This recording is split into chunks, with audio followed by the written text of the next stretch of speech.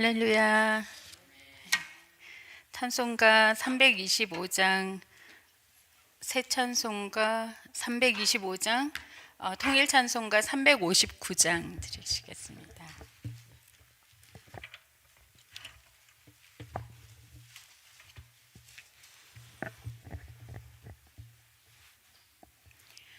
예수가 함께 계시니 시험이 오나 겁없네. 기쁨의 근원 되시는 예수를 위해 삽시다. 날마다 주를 섬기며 언제나 주를 기리고 그 사랑 안에 살면서 딴 길로 가지 맙시다. 이 세상 사는 동안에 주 이름 전파하면서 무한한 복락 주시는 예수를 위해 삽시다. 날마다 주를 섬기며 언제나 주를 기리고 그 사랑 안에 살면서 딴 길로 가지 맙시다. 이 세상 친구 없어도 예수는 나의 친구니 불의한 일을 버리고 예수를 위해 삽시다. 날마다 주를 섬기며 언제나 주를 기리고 그 사랑 안에 살면서 딴 길로 가지 맙시다. 주께서 심판하실 때 잘했다 칭찬하리니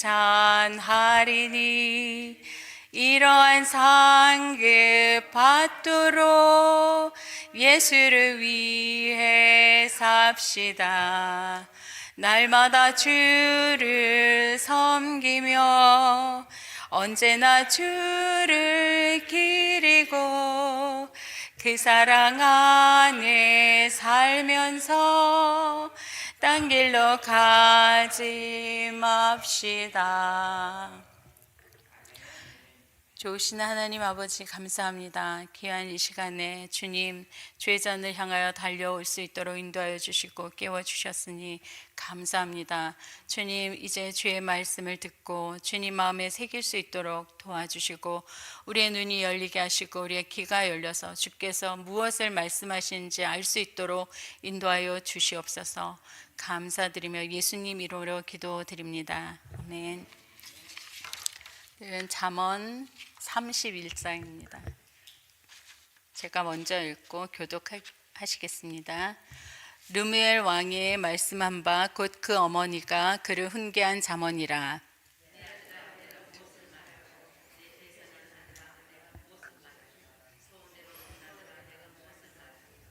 내 힘을 여자들에게 쓰지 말며 왕들을 멸망시키는 일을 행치 말지어다.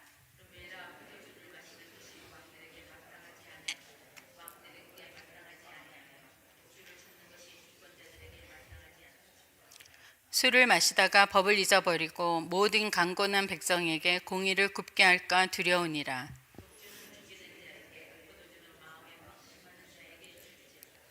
그는 마시고 빈궁한 것을 잊어버리겠고 다시 그 고통을 기억지 아니하리라.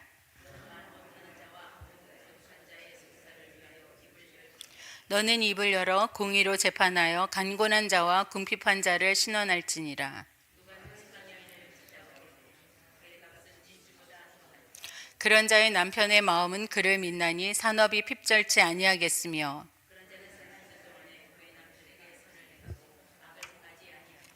그는 양털과 삼을 구하여 부지런히 손으로 일하며 밤이 새기 전에 일어나서 그 집 사람에게 식물을 나눠주며 여종에게 일을 정하여 맡기며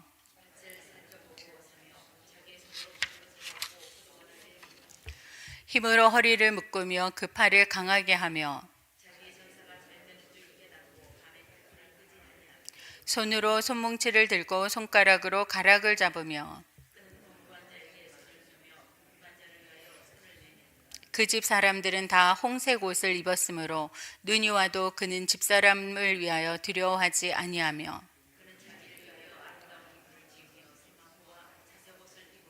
그 남편은 그 땅의 장로로 더불어 성문에 앉으며 사람의 아는 바가 되며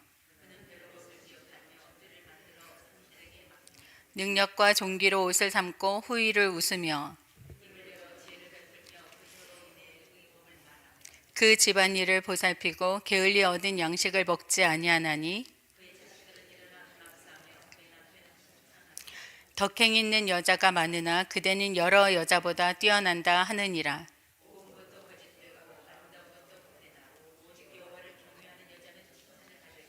같이 읽겠습니다. 그 손의 열매가 그에게로 돌아갈 것이요 그 행한 일을 인하여 성문에서 칭찬을 받으리라. 아멘. 자, 잠언 오늘 마지막 장까지 왔습니다. 자, 오늘 잠언 31장은 누무엘 왕이라는 왕의 어머니가 그 왕에게 훈계한 잠언과 그리고 또 그 현숙한 여인에 관한 이야기가 나옵니다. 누가 현숙한 여인인가? 그리고 그 현숙한 일은 어떤 삶을 살았고 또 우리에게 어떤 말씀을 하고 있는지 오늘 본문으로 들어가 보겠습니다. 잠언 31장 1절에 보면 르무엘이라는 그 왕의 이름은 하나님께 속한 자라는 뜻입니다. 하나님께 속한 자. 그리고 그 어머니가 주신 잠언인데 잠언은 또 대언 또는 미리 일어날 일을 예측하고 그 왕에게 그 훈계를 주는 말씀입니다. 2절에 보니까 서원대로 얻은 아들이라고 했어요. 서원대로 얻은 아들이라고 한 거 보면 이 어머니가 하나님을 믿고 경외하는 기도하는 어머니였다는 것입니다. 그리고 3절에 보니까 왕이 가야 할 마땅한 길 그리고 해서는 안 될 일들에 대해서 경고하게 됩니다. 3절에 여자들에게 내 힘을 여자들에게 쓰지 말며 왕들을 멸망시키는 일을 행치 말지어다 이렇게 말씀하셨는데요. 우리 신명기 17장 16절 17절에 보면 왕이 말이나 아내를 많이 두지 말고 은금도 자기를 위해 많이 쌓지 말라 이렇게 말씀하셨어요. 이렇게 말씀하신 건 무엇 때문이셨을까요? 왜 그러셨을까요?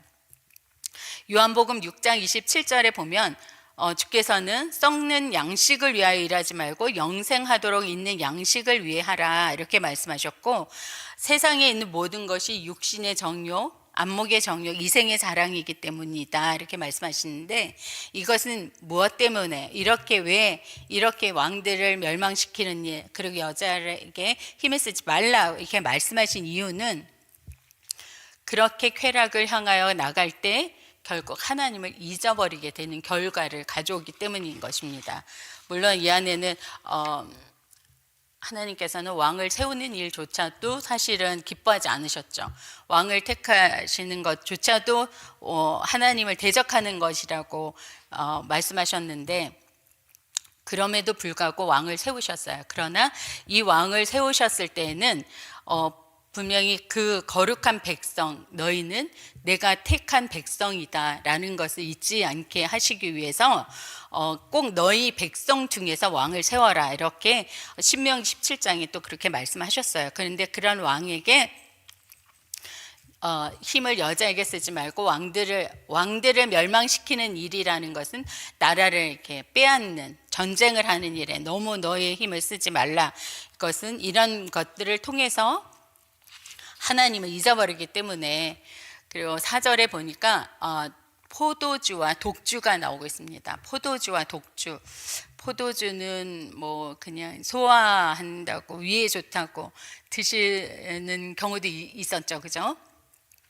근데 하나님께서 우리에게 말씀하신 잠언을 통해서 말씀하시는 이 포도주와 독주는 이제 한번 보시겠습니다.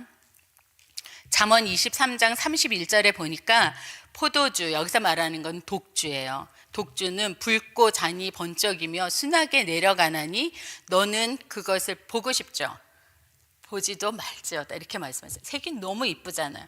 자꾸 보고 싶어요. 보다 보면 먹고 싶겠죠. 보지도 말라고 하십니다. 왜냐하면 신명기 32장 33절에 보니까 그들의 포도주는 뱀의 독이래요. 용의 독이라고도 합니다. 독사의 악독이다. 이거는 이렇게 마비를 시킨대요. 마취 효과도 있고 그 중독의 효과가 있어요. 그래서 알코올은 알코올, 술은 술을 부른다고 합니다.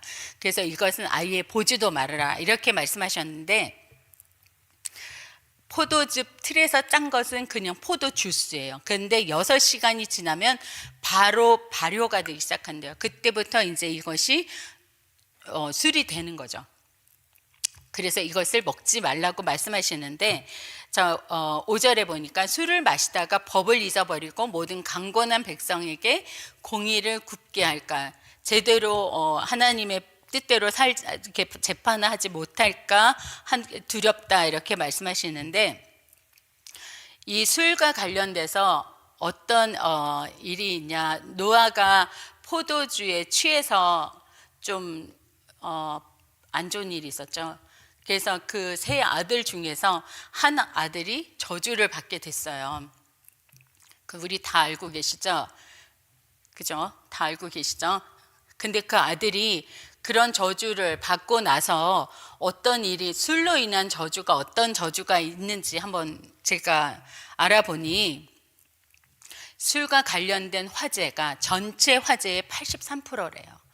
그리고 술과 관련된 익사, 물에 빠져 죽는 게 전체 익사의 68%, 그리고 술과 관련된 자살이 전체 자살의 80%, 그리고 산업재해가 전체 산업재해의 40%, 그리고 술과 관련된 살인이 전체 살인의 86%, 술과 관련된 아동학대가 전체 아동학대의 65%.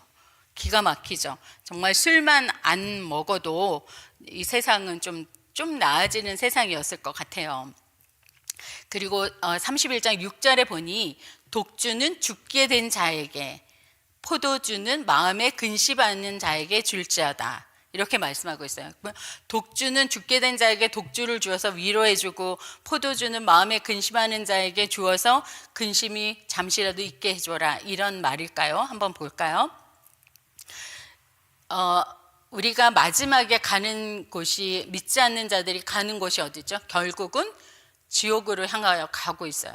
지옥으로 향하여 가겠죠. 하나님 믿지 않으니까, 구원받지 못했으니까 그런 자들에게 주라는 거예요. 독주는 아예 그냥 어차피 죽을 거예요. 너무 무서운 말이에요, 이 말씀이. 그리고 포도주는 마음에 근심하는 자에게. 그리고 7절에 보니까 그는 마시고 빈궁한 것을 잊어버리고 다시 그 고통을 기억지 아니하리라. 잠깐 그것을 먹고 나면 그 힘든 것을 잊어버릴 거야. 그러니까 이것으로 인해서 좀 연장하자, 내가 그거 슬픔을 잊어보자, 이렇게 해서 이것을 마시게 하라는 말씀을 우리가 그렇게 잘못 오해할 수가 있는데, 예수님께서 이 땅에 오신 것은 우리로 하여금 멸망치 않고 영생을 주시기 위해서 오셨어요. 그리고 우리가 근심하는 것이 아니라 너희는 마음에 근심하지 말라고 하셨죠. 주님께서는 수고하고 무거운 짐진 자들아 다 내게로 오라 하셨고, 모든 근심을 내게 다 내어 맡기라고 말씀하셨어요. 그렇다면 우리가 가는 길은 주님께 맡기는 길이고 주님 앞에 내어드리는 길인데, 지금 여기서 포도주나 독주는 어떤 역할을 하는 거야? 대신하는 거예요. 그러니까 결국은 우리가 가는 그리스도인의 길과는 다른 길인 거예요. 그러니까 독주, 포도주는 하나님께서 원하지 않으신다는 거죠. 결단코 원하지 않은데, 이 말씀을 우리가 잘못 생각하면, 이걸 마시고 고통을 살짝 이겨가라, 현실을 좀 벗어나라 착각할 수도 있어요. 그러니까 우리가 이것을 잘 갖고 있으면 누가 권하고 해도 우리가 그것을 뿌리칠 수 있는 용기와 힘이 좀 날 수 있겠죠. 예. 그리고 31장 8절 보면 너는 벙어리와 고득한 자의 송사를 위하여 입을 열지니라. 너는 입을 열어 공의로 재판하여 강건한 자와 궁핍한 자를 신원할지니라. 이렇게 말씀하셨는데, 입이 있어도 말할 수 없는 사람이 벙어리예요. 그죠? 이 벙어리들이 그 사람들의 입이 되어줘라. 그래서 너가 말을 해주고 공정하게 재판을 해줘라. 이런 말씀하시는 거예요. 그러니까 결국은 어머니가 르무엘에게 왕에게 통치자로서 제대로 나라를 다스리기 위해서는 여자를 멀리하고 그다음에 술을 멀리해라. 하지 말아라. 이렇게 말씀하셔서 정당하게 정말 공정하게 나라를 잘 다스려라. 이런 말씀으로 그 어머니가 권고한 그 앞을 내다보면서 얼마나 술과 여자 문제로 너무나 많은 사람들이 넘어지고 있기 때문에 그 부분에서 미리 이야기를 해주신 거예요. 지금까지도 똑같잖아요. 그죠? 그런 말씀. 자, 이제 31장 10절에 왔습니다. 10절에 보면 누가 현숙한 여인을 찾아 얻겠느냐, 그 값은 진주보다 더하니라.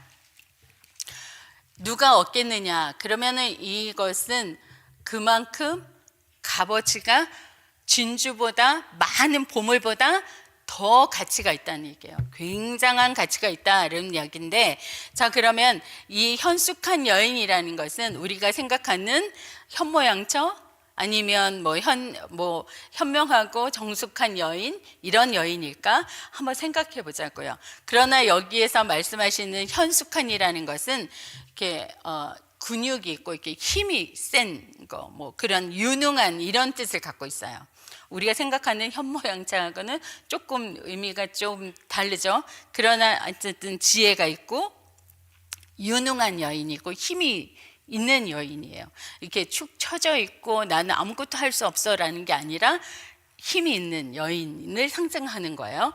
자, 그런데 이 현숙한 여인을 지금 여기에서는 모든 여성, 우리가 다 현숙한 여인이 될 수 있어요. 세 가지로 우리가 볼 수 있는데 현숙한 여인이 다 될 수 있어요.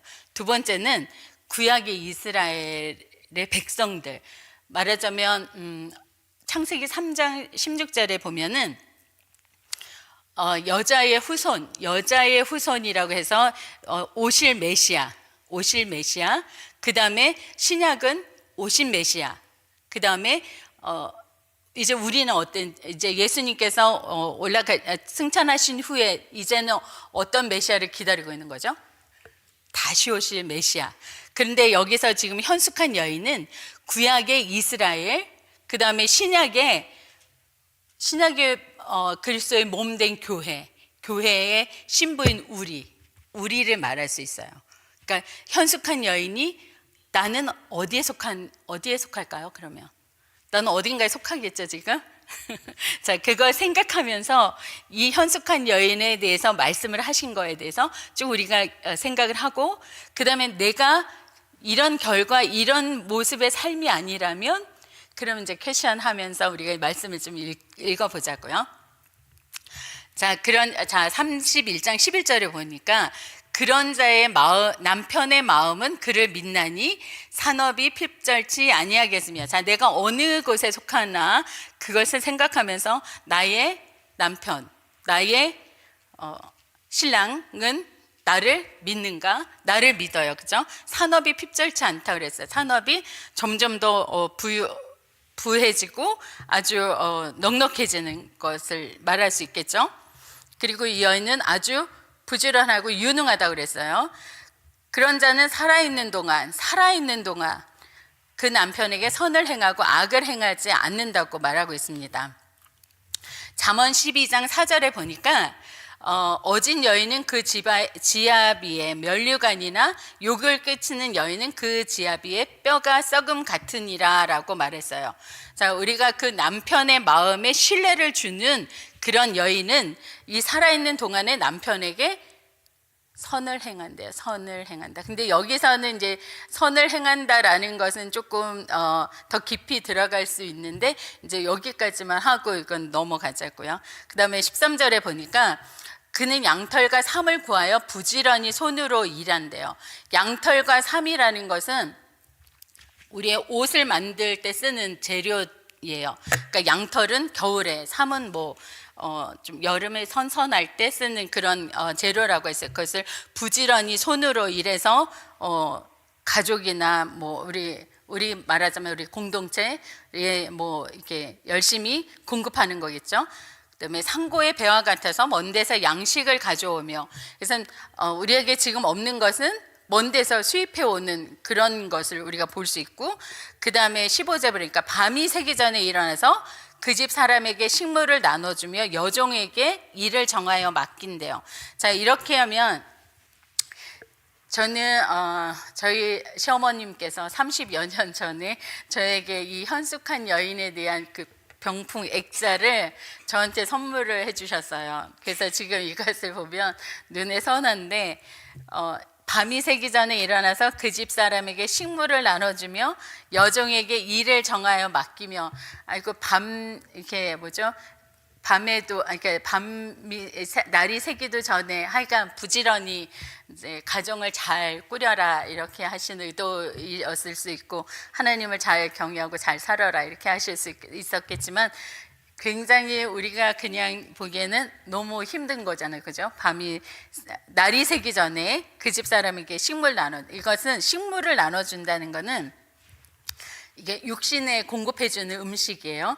그런데 여종에게 일을 정하여 맡기며의 일을이라는 말은 그냥 우리가 어떤 일을, 육신적인 일을 할 걸 나눠주는 것 같잖아요. 근데 여기서 일을 정하여 맡기면은 우리가 지금 이 번역은 어떤 말씀, 호크마라고 우리 말씀, 하나님의 말씀, 율법, 이것을 나눠서 이렇게 준다, 맡긴다 이런 뜻이에요. 그러니까 우리가 지금 사실은 잘 알아듣기 어려울 수 있었는데, 이거는 뭐냐면 식물을 나눠주고 일을 정하여 맡긴다, 이 말은 육신적인 것도 공급해주고 영적인 것도 공급해주는 거.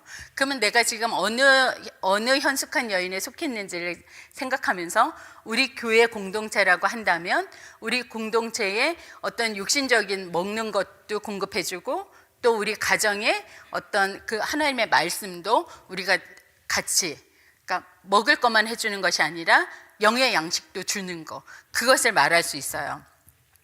현숙한 여인이 그렇게 영과 육을 다 케어를 한다는 거예요. 자, 16절에 밭을 간품하여 사면 그 손으로 번 것을 가지고 포도원을 심으며, 이건 무슨 부동산 재투자하는 것 같은 느낌이 드는데, 그게 아니라 그만큼 아주 열심히 일을 한다는 거예요. 그리고 쉴 틈이 없이 하나님께서 무엇을 원하시는 대로 약간 재빠르게 움직인다는 거예요. 움직이고 있다는 거예요. 그리고 이게 어떤 게 좋은 건지 나쁜 건지를 인간의 힘으로 할 수 없잖아요. 그것을 구하면서 계속적으로 움직인다는 거예요. 움직이면서 그것을 선택해서 또 점점 더 번창하게 그렇게 나간다는 얘기죠. 경제활동을 아주 잘하고 있다는 얘기예요. 자, 17절에 보니까 힘으로 허리를 묶으며 그 팔을 강하게 하며 이렇게 말했는데, 이게 허리를 탁 묶는다는 거는 이게 지금 힘을 쓰기 위해서는 우리 주님이 우리 발을 닦아주실 때 허리에 탁 이렇게 옷을 딱 묶으시고 닦아주시기도 하시고, 우리가 어떤 일을 할 때 이렇게 허리에 탁 힘을 딱 줘야 할 때 이렇게 힘이 생기잖아요.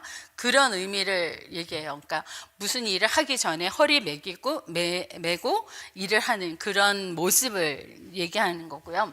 18절에 보니까 이제 자기의 무역하는 것이 이로운 줄을 깨닫고 밤에 등불도 끄지 않는데요.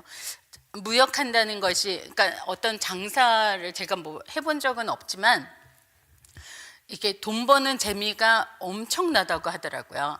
그래서 그것을 알면은 잠이 안 온대요. 근데 여기서 말하는 무역하는 것이 이런 줄 안다는 거는 우리가 어떤 영적으로 본다면 하나님의 말씀을 전하고 하나님의 백성들이 우리 이렇게 돌아오는 거, 그것을 볼 때에 너무 기뻐서 그것이 잠이 안 오고 정말 한 사람이라도 더 복음을 전해야 되겠다, 이런 생각으로 좀 바꿔서 생각하면 이게 엄청난 하나님의 나라의 일이라고 볼 수가 있어요.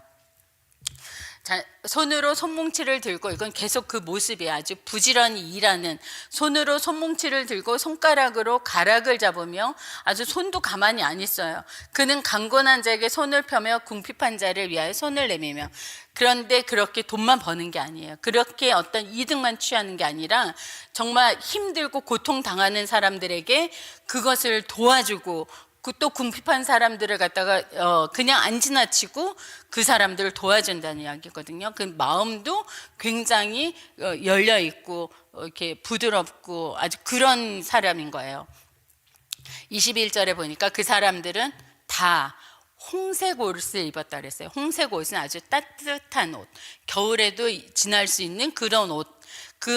눈이 와도 그는 집 사람을 위하여 두려워하지 않고, 그는 자기를 위해 아름다운 방석을 지으며 세마포와 자색 옷을 입으며.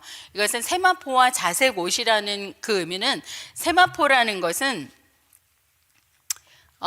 나중에 24절에도 그 배로 옷을 지어 팔며 뭐 이렇게 나오는데, 세마포는 이 성도들의 착한 행실을 말한다고 계시록 19장 8절에 나와요. 성도들의 의로운 행실이라고 말하고 있습니다. 그래서 그런 그 자신을 위해서도 그렇게 좋은 옷도 지어 입고 자기의 어떤 외적인 부분도 단정하게 한다는 얘기예요.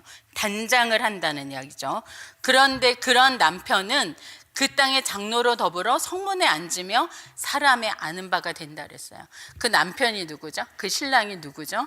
그분이 그 땅에서 아주 사람들이 다 알아줘요. 그분을 내가 어떻게 섬겼고 어떻게 했다는 것을 알고, 그 남편도 오히려 섬김을 이게 높임을 보게 당하게 되는 거죠. 아는 바가 되고. 그 다음에 25절에 보면 능력과 종기로 옷을 삼고 후의를 웃으며. 능력과 종기로 옷을 삼는다 그랬어요. 아까는 세마포와 자색 옷으로 입었어요. 겉을 단장했는데 지금 25절에 보니까 능력과 종기로 옷을 삼는다 그랬어요. 이거는 내면적인 거, 그리고 나의 내적인 단정함을 그렇게 한 것이, 물론 다른 사람을 섬기고 또 이렇게 말씀을 주고 영육을 다 이렇게 세워주고 그 말씀을 주고 함께 나누고 이랬던 모든 것들이, 그게 겉으로만 한 게 아니라 내적으로 그것을 누가 알아주냐면 하나님이 알아준, 내 신랑이 알아주고 내 하나님이 결코 그것을 잊지 않으신다는 것, 기억하신다는 것. 보이지 않아, 사람들이 다 볼 수 없어도 그것을 다 기억하신다는 것. 그래서 후회를 웃을 수 있다는 거예요. 마지막에 웃을 수 있다는 거예요. 입을 열어 지혜를 베풀며 그 혀로 인애의 법을 말하며. 입을 열어서 그것이 이렇게 혀를 길들인 게, 야고보서에 보니까 자기 혀를 길들이는 자가 완전한 자라고 그랬어요. 그 완전한 성숙에 이르는 사람이고, 그리고 또 항상 다른 사람들에게 선한 말, 친절한 말을 해줘서 사람들을 세워줬다는 거예요. 그리고 27절에 보니 집안일을 보살피고 게을리 얻은 양식은 절대 먹지 않는 거예요. 먹지 않았어요. 그 자식들을 일어나 살해하며 그 남편은 칭찬하기를. 자식들이 일어나 살해한다 그랬어요. 자식들이 일어나 살해한다라고 말했고, 이건 감사한다고 그랬는데, 여기서 자식들은 일어나라는 말에는 자식들이 곧게 잘 자랐다라는 의미도 있는 거예요, 이 안에는. 그래서 남편이 칭찬하는데 어떻게 칭찬하냐? 덕행 있는 여자가 많으나 그대는 여러 여자보다 뛰어나다. 덕행 있는 여자가 많으나 그대는 여러 여자보다 뛰어나다. 이렇게 말씀을 우리 신랑으로부터 듣는다면 우리는 너무 최고의 찬사죠. 하나님께, 정말 주님께서 우리에게, 우리의 신랑이 우리에게 그런 찬사를 해줄 수 있다면 그는 너무나 아주 끝내주는 거죠. 자, 그 다음에 30절에 보니까 고운 것도 거짓되고 아름다운 것도 헛되나 오직 여호와를 경외하는 여자는 칭찬을 받을 것이다. 자, 여호와를 경외하는 자, 두려워하는 자, 또 그 하나님을 의식하는 자, 그렇게 행하는 자가 칭찬을 받는 거예요. 그 손의 열매가 그에게로 돌아갈 것이고 그 행한 일을 인하여 성문에서 칭찬을 받으리라. 자, 그렇게 그 모든 것을, 자기가 결실한 모든 것의 열매를 자기가 다 받고 그 모든 그 성문에서 그 마지막에 인정을 받게 된다는 이야기예요. 네. 그리고 그러니까 이 현숙한 여인은 과연 누구일까? 어떤 사람일까? 자, 의로운 삶은 어떻게 살 것인지 가르쳐주고 있습니다. 자, 우리 창세기 15장과 22장을 비교해 보면 창세기 15장에는 아브라함이 아직 이삭이 나지 않았어요. 근데 이삭이 낳을 것을 내가 너한테 아들을 줄 것이다 라고 말했을 때 그 아브라함이 그것을 믿었어요. 네. 그리고 그것을 의로 여김을 너 의로워 이렇게 여김을 받았어요. 근데 그 다음에 또 어떻게 했죠? 애굽으로 내려갔고 또 어떻게 했어요? 하갈을 통해서 이스마엘을 낳았어요. 그러면은 믿는 것 같지 않잖아요, 그죠? 근데 또 창세기 22장에 보니까 이제 사람들이 이 사람 정말 믿는 사람이 맞네 라고 인정이 되어진 게 이제 그 이삭을 바친 거예요. 바친 거. 그거는 진짜 믿음 우리가 눈으로 볼 수 있는 거잖아요. 그죠?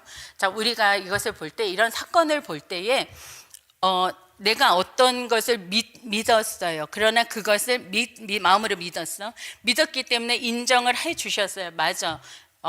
의롭게 됐어. 했지만, 아직까지는 그게 나타나지가 않았어요. 안에만 있었고 내 삶으로 나오지가 않았거든요.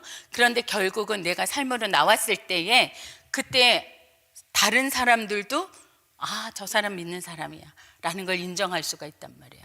그러니까 우리가 이것을 볼 때에 우리가 입으로 시인했지만 이것이 진정한 믿음으로 우리가 인정을 받으려면 우리의 삶까지도 다른 사람들이 보기에 우리가 보여주기 위한 것이 아니라 보기에도 그 삶이 정말 하나님의 믿는 사람이다 라는 것을 보여줄 수 있을 때, 자, 로마서 10장 9절에서 10절에 보면 네가 만일 내 입으로 예수를 주로 시인하며 또 하나님께서 그를 죽은 자 가운데서 살리신 것을 내 마음에 믿으면 구원을 받으리라.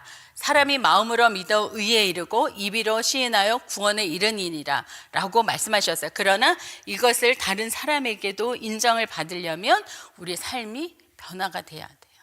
그것을 위해서 우리는 지금 우리가 현숙한 여인에 대해서 쭉 보니까 나는 분명히 현숙한 여인이 되어야 되는 사람이에요. 그죠? 예수님을 믿고 신약의 정말 주님을 바라보고 신약의 백성이고 우리 교회 공동체, 하나님의 그 교회 공동체 안에 있기 때문에 우리는 현숙한 여인이어야 돼요. 그죠? 아니요. 우리는 현숙한 여인이에요. 그러나 이것을 우리가 아니라 우리는 입으로 시인해서 믿었어. 나는 현숙한 여인이야. 그러나 이것이 인정받고 맞아 그렇네 라는 인정을 받기 위해서는 내 삶이 변해야 돼요. 변하는 것은 이제 우리가 이것이 쉽지가 않은 것 같아요. 너무 어려워요. 내가 어떻게 현숙한 여인이 되지?